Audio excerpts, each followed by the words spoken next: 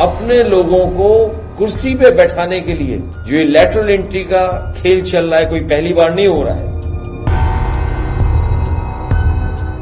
UPSC में lateral entry को लेकर बहस छिड़ने के बीच मंगलवार को केंद्र सरकार ने लेटरल एंट्री के विज्ञापन पर रोक लगा दी।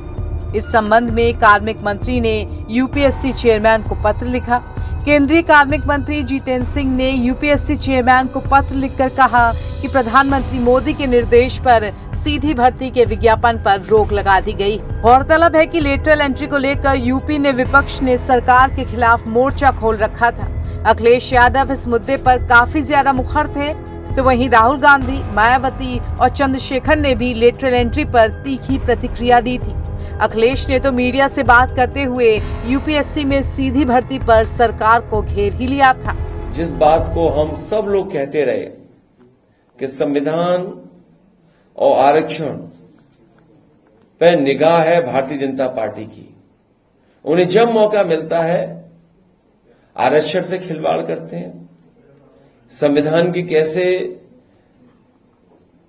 धज्जियां उड़े, कैसे उसमें क्या रास्ता निकाला जाए जिससे अपने लोगों को वो संतुष्ट कर दें या खुश कर दें।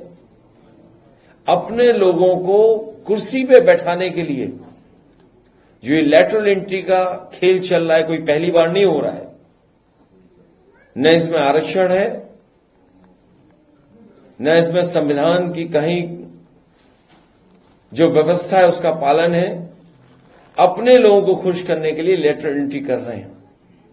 और सबसे बड़ा सवाल चुनाव के समय हम लोगों ने पूछा था, मन से रखा था। हम और आप सबने देखा कि उत्तर प्रदेश से लेकर के देश में नैनो यूरिया खरीदवा दी गई। सुनने में ही आ रहा है, हो सकता है ये बात आपकी भी जानकारी में हो कि नैनो यूरिया वाले भी लेटरल एंट्री से आए थे। न नैनो यूरिया से कोई किसान को लाभ पहुंचा है और अभी तक कोई सरकार के पास रिपोर्ट नहीं है जिसके माध्यम से ये बता सके कि नैनो यूरिया से इतना लाभ किसानों को पहुंचा है। जो लेटरल एंट्री से लाए थे वही नैनो लेकर के आए थे, यूरिया नैनो। और लेटरल एंट्री वाले बहुत सारे लोग जिस तरीके से भारत से उद्योगपति भागे थे, उसी तरीके से लेटरल एंट्री से नौकरी पाने के बाद कुछ भ्रष्टाचार कर करके भारत छोड़ के चले गए वो।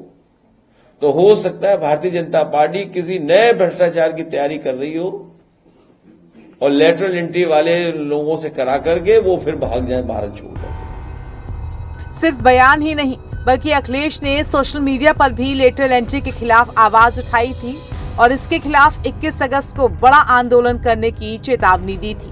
उन्होंने लिखा था कि भाजपा अपनी विचारधारा के संगी साथियों को पिछले दरवाजे से यूपीएससी के उच्च सरकारी पदों पर बैठाने की जो साजिश कर रही है, उसके खिलाफ एक देशव्यापी आंदोलन खड़ा करने का समय आ गया है।